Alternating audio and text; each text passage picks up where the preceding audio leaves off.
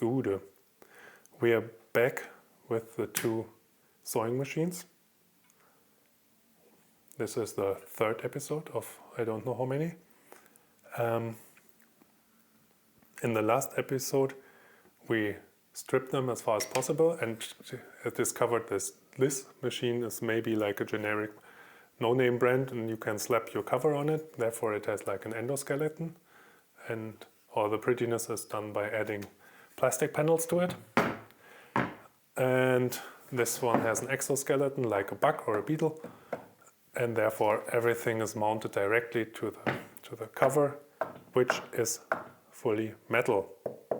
Everything except for this one, and this obviously is metal. We also had a look at the winding mechanism for the secondary thread in both machines. And in the episode before, we had a look at the controller that controlled the speed for it. In this, we have a look at the mechanics, because this is the most fascinating thing, I think, about these machines, because you see, you have lots of different patterns. So this is just straightforward. So the needle pokes in and gets out, and then the fabric is transported a bit to the back, and then it pokes again. With this, it's getting more complicated, because the needle does not only go up and down, but also left and right, and therefore you get this pattern, and you get different versions of this. No, like we go left, right, left, left, right, left, left, right, left, left, and so on. But those are more interesting again, because in order to do something like this, you have to go a step back. And also that's interesting to see how this is done. And also the reverse, and how you adjust for the time, the jumps between the stitches, so you get longer periods between the stitches. Right? You understand what I mean? I don't know. And we also have like two programs. Like this is for buttons, so you just, like this works, you just select like 18, and then you stitch the left side of the button, and you take the 19, and then it does the left, right, and then you select 20 and you go back on the other side, and then you go back to 19 and you go back there, and then you have a nice square. You can cut in the middle and put your button through. Anyway, hope it makes sense. This is a lot lighter, and we also see here are the different options, but there's not that much going on here.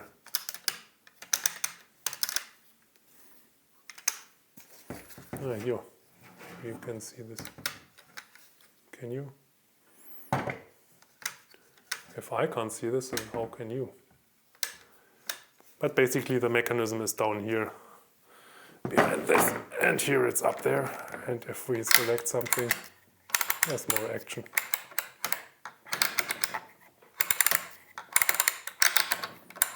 How the f am I going to explain this?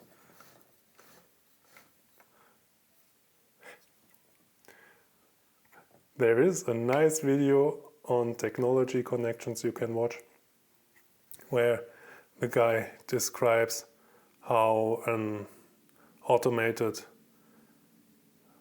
turntable, not turntable, music box works from the 70s or so. They also use this cogs here, and selecting them through those levers. And I think there was like years of work in there. You see this here? Let's get there. It's production value.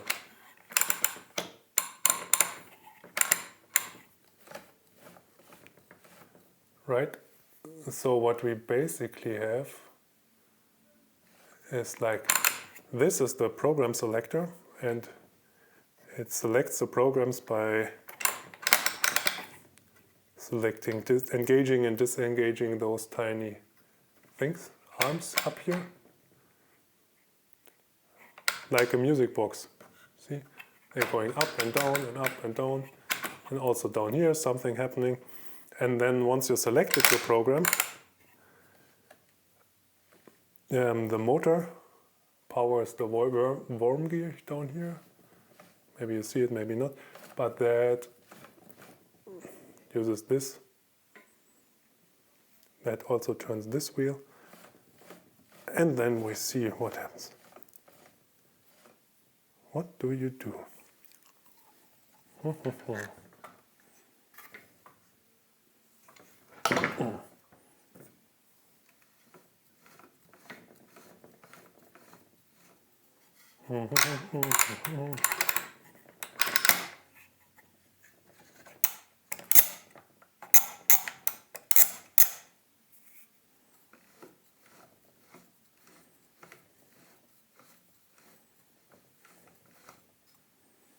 So as far as I see, nothing changes in regards of this shaft down here, and this shaft is responsible for putting the needle up and down. So basically it turns the same all the time. The question is how we have the left-right motion, and therefore I put it into program 2. Now it's in program 1, I hope. And program 2 will put the needle from left to right while going up and down. So one poke will be on the left and one poke will be on the right.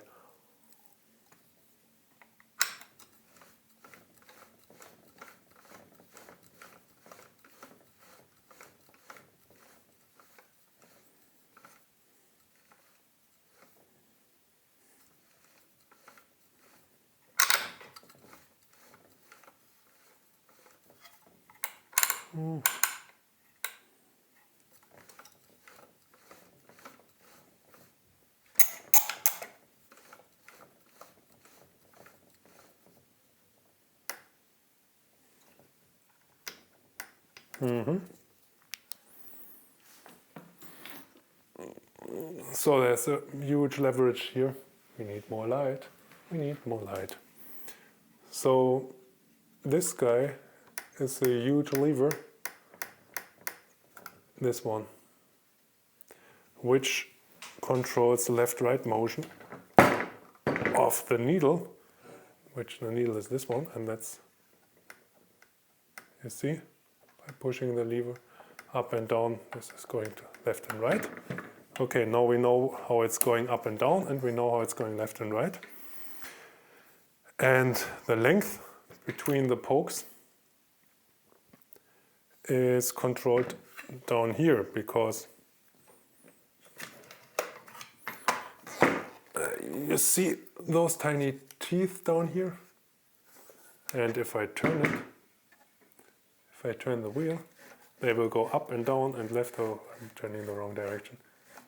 See, they're coming up and they go up and transport the fabric to the back or to the front, depending on the direction. This is getting warm. All right, let's see what happens down here.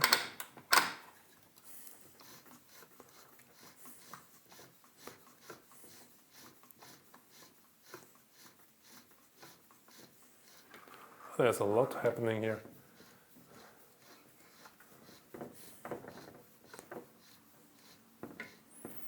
So basically the motor has two ways. One has this shaft, the small shaft on the back, which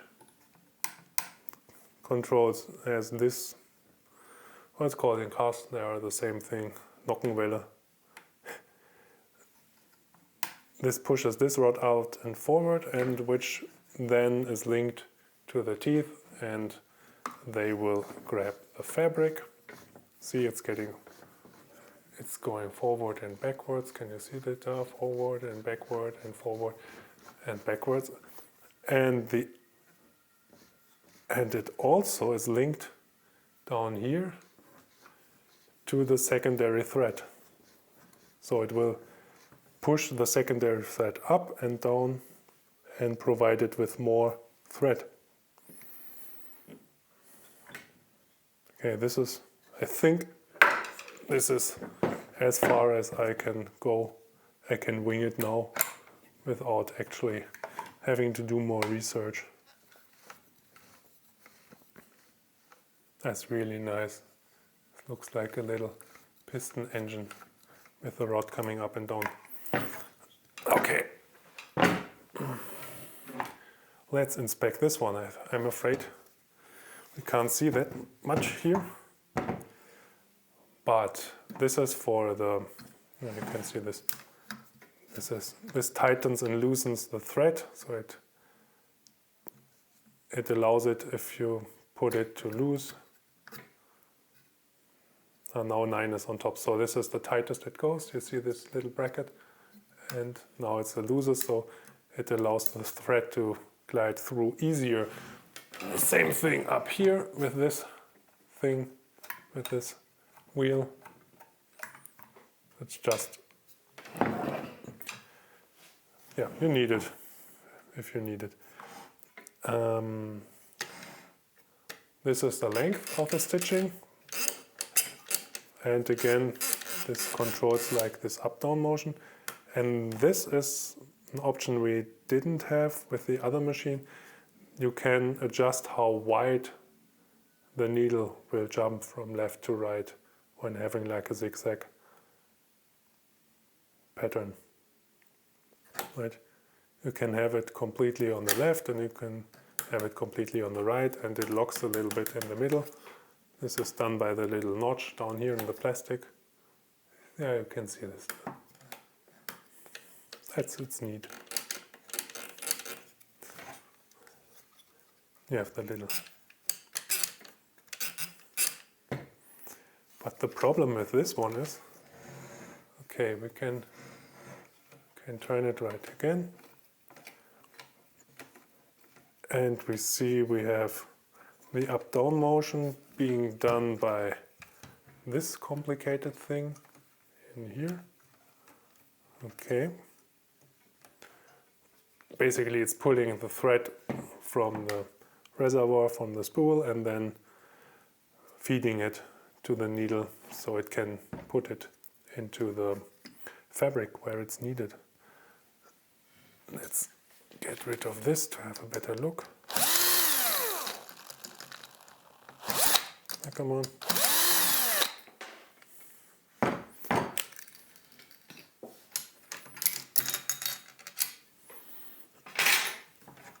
Ah, that's better, isn't it? Alrighty.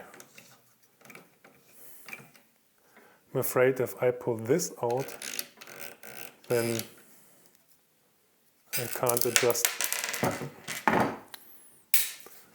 I'm afraid if I pull this out, then I can't adjust the length of the stitching. And the length of the stitching is just controlled by controlling the amount of weeble wobble. Right, so we have minimum stitching length right now.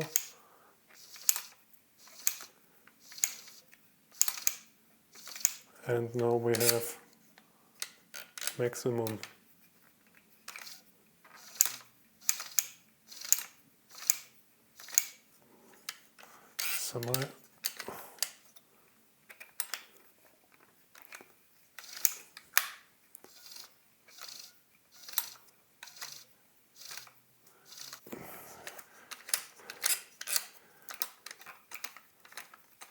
See, now it's doing less turns, I think. So we don't need this anymore, and we get rid of this. There was another one, quite positive. Yep. Oop, it's dangerous.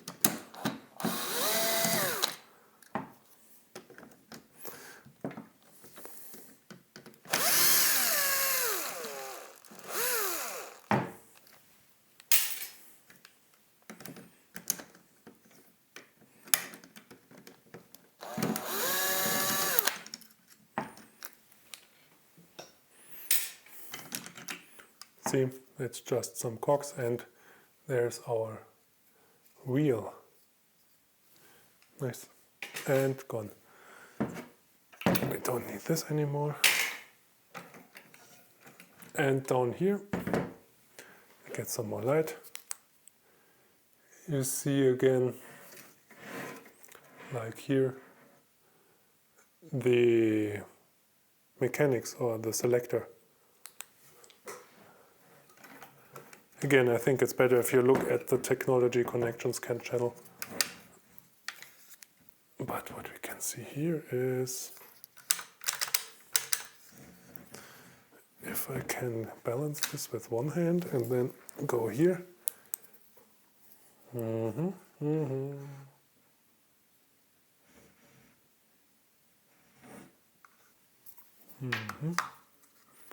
Like this. You can see the selector, right? See the little arm going through, selecting. There you see it. The various programs by selecting those plates. Really nice, all done without electronics. The only electronic is needed to power the motor.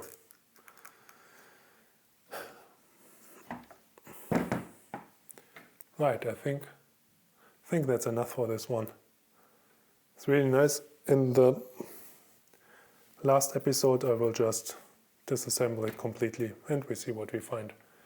Until then, thanks for watching.